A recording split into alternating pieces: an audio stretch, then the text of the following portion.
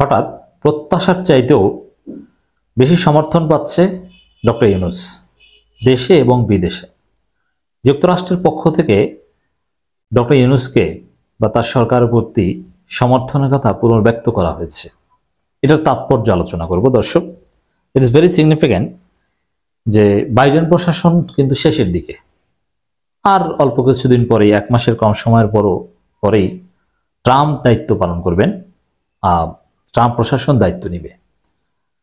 কিন্তু তার আগে ডক্টর ইউনূস সরকারের প্রতি সমর্থন জানিয়ে দেওয়া, সমর্থনের কথা পুনর্ব্যক্ত করা, এর কোনো তাৎপর্য আছে কিনা এটা বিশ্লেষণ করব দর্শক।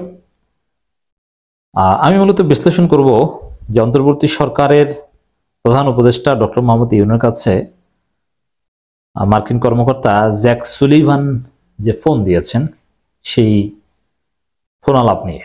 তবে তার আগে বলিনি, ডক্টর ইউনূস প্রত্যাশা করেননি যে এত সমর্থন পাবেন। এমনকি ভারত চুপসে গেছে, চীন রাশিয়া চুপসে গেছে, ডক্টর ইউনূসকে সমর্থনের কথা বলছে। শেখ হাসিনার পক্ষে একটা রাষ্ট্র দেখাতে পারবেন না যারা বিবৃতি দিয়েছে যে শেখ হাসিনাকে অবৈধভাবে হটানো হয়েছে বা শেখ হাসিনা বৈধ প্রধানমন্ত্রী। ভারতও না, ভারত সাফ জানিয়ে দিয়েছে শেখ হাসিনাকে আমরা বাংলাদেশের সাবেক প্রধানমন্ত্রী মনে করি, নট বর্তমান প্রধানমন্ত্রী।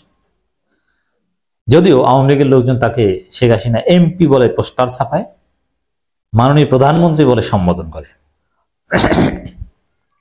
অতএব সব ষড়যন্ত্র উপেক্ষা করে ডক্টর ইউনূস দেশি বিদেশি সমর্থন এমনভাবে পেয়েছেন যেটা প্রত্যাশার চাইতে বেশি। হয়তোবা আমাদের ধারণা ছিল যে 2-1টা দেশ ডক্টর ইউনূসকে স্বীকৃতি নাও দিতে পারে বা শেখ হাসিনাকে নিয়ে কিছুদিন বাড়াবাড়ি করতে পারে, কিন্তু ভারত তলে তলে ষড়যন্ত্র করেছে, কিন্তু প্রকাশ্যে কিন্তু ডক্টর ইউনূসের শপথ নেওয়াটাকেও অ্যাপ্রিসিয়েট করেছেন। মোদি টুইট করেছেন, ফেসবুক পোস্ট দিয়েছেন। দর্শক,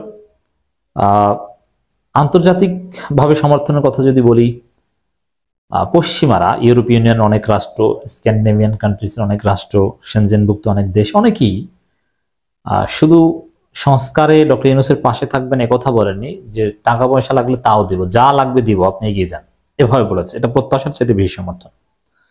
এখন জ্যাক সুলিভান যে ফোন দিয়েছে, এটা ডেফিনেটলি বাইডেনের পক্ষ থেকে দিয়েছে ডক্টর ইউনূসকে। এই ফোন নিয়ে নানান কথাবার্তা রয়েছে। প্রথমে আমরা যে প্রশ্নটা দিতে চাই, হ্যাঁ, আমরা অতি উৎসাহী নয় এই ফোনের ব্যাপারে। কারণ কি, এই জ্যাক সুলিভান এবং আরো তার সাথে 2-1জন ছিল, আমার পিটার হাসরা কিন্তু এতে খুব ক্ষুব্ধ হয়েছিলেন। এর কারণে পিটার হাস চাকরি ছেড়ে দিয়েছেন। ভারত 2+2 বৈঠকে আমেরিকাকে যে ম্যানেজ করেছিল যে বাংলাদেশের 7 জনের ডামি নির্বাচন হোক, আমেরিকা কিছু বলবে না, এই ম্যানেজ যাদের মাধ্যমে করেছিল তাদের মধ্যে একজন ছিল জ্যাক সুলিভান। অতএব 7 জানুয়ারি ডামি নির্বাচন আওয়ামী লীগ করতে পেরেছে যুক্তরাষ্ট্রের নির্লিপ্ততার কারণে অনেকটা। হ্যাঁ, যুক্তরাষ্ট্র যে ঠেকাতে পারতো বা সক্ষমতা রাখে তা না, অ্যাটলিস্ট তারা স্যাংশন থেকে শুরু করে আরো অনেক কিছু করতে পারতো, আরো কঠিন কথা বলতে পারতো, কিন্তু না, তারা শেষের দিকে পিটার হাসকেই তারা অদৃশ্য করে ফেলেছে। পিটার হাসকে ছুটিতে যেতে বলেছে, চুপচাপ ছিলেন। অতএব জ্যাক সুলিভানের ফোন রিসিভ না করলেও কিছু আসতে যেত না। ডক্টর ইউনূসকে ফোন দিয়েছেন আর ডক্টর ইউনূস ফোনে কথা বলতে হবে এটা জরুরি না, তারপরে দিয়েছেন। দেওয়ার পরে কি কথা হয়েছে, ডক্টর ইউনূস সরকারের প্রতি তাদের সমর্থন পুনর্ব্যক্ত করেছেন এবং সমর্থন অব্যাহত থাকবে কথা বলেছেন। তবে এখানে কিছু প্রশ্ন থাকে যে বাইডেন প্রশাসন আর ট্রাম্প প্রশাসন তো এক হবে না। অতএব এই জ্যাক সুলিভানের সমর্থন আর ট্রাম্প দায়িত্ব নেওয়ার পর সমর্থন দুইটা এক হবে না। তবে এটাও ঠিক যে যুক্তরাষ্ট্রের ফরেন পলিসির মৌলিকত্ব ঠিক থাকে, কিছু আদর্শগত বা কিছু দৃষ্টিভঙ্গিগত পার্থক্য আছে, সেটা বাংলাদেশ প্রশ্নে আমরই পার্থক্য হবে না। অতএব এই সমর্থন ট্রাম্প আসুক যে আসুক অব্যাহত থাকবে। তবে এই জ্যাক সুলিভানের রাইট কম, কারণ তিনি বাংলাদেশের 7 জানুয়ারি নির্বাচনকে ম্যানিপুলেট করতে ভারতকে সহায়তা করেছেন। এই অভিযোগ আমরা করলে করতে পারি। আবার এখানে কথিত আছে বাংলাদেশের সংখ্যালঘু নির্যাতনে যে মিথ্যা অভিযোগ, সেই অভিযোগ নিয়েও হয়তোবা প্রশ্ন তুলেছেন জ্যাক সুলিভান। এক্ষেত্রে সরকারের কিছু ঘাটতি আছে। বাংলাদেশ সরকারের পক্ষ থেকে ভারতের প্রোপাগান্ডার বিরুদ্ধে কার্যকর জবাব দেওয়া হচ্ছে না। সারা পৃথিবীর মিডিয়াগুলোকে ডেকে বাংলাদেশ দেখাক, বিভিন্ন জায়গায় ঘুরিয়ে নিয়ে যাক, এই যে দেখেন বাংলাদেশে কোনো সংখ্যালঘু নির্যাতন হচ্ছে না, এগুলো কিন্তু পারছে না। অথবা জাতিসংঘের কাছেও পর্যাপ্ত তথ্য দিচ্ছে না বলে সমকাল একটা রিপোর্ট করেছে যে সরকার তথ্য দিচ্ছে না, সরকার সহযোগিতা করছে না, এরকম নানান প্রশ্ন আছে। অতএব বাংলাদেশ সরকারকে আরো জোরালো ভূমিকা নিতে হবে, যাতে এই জ্যাক সুলিভানরা ডক্টর ইউনূসকে সংখ্যালঘু বা কোনো ইস্যুতে কোনো প্রশ্ন করতে না পারে, এগুলো এর আগেই যেন সলভ হয়ে যায়।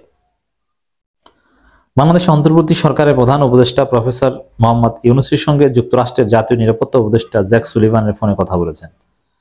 গত সোমবার সন্ধ্যায় তাদের দুজনের আলোচনা দুই দেশের পারস্পরিক স্বার্থের বিষয়ে উঠে আসে। চিফ অ্যাডভাইজার ফেসবুক পেজে এক বিবৃতিতে কথা জানানো হয়।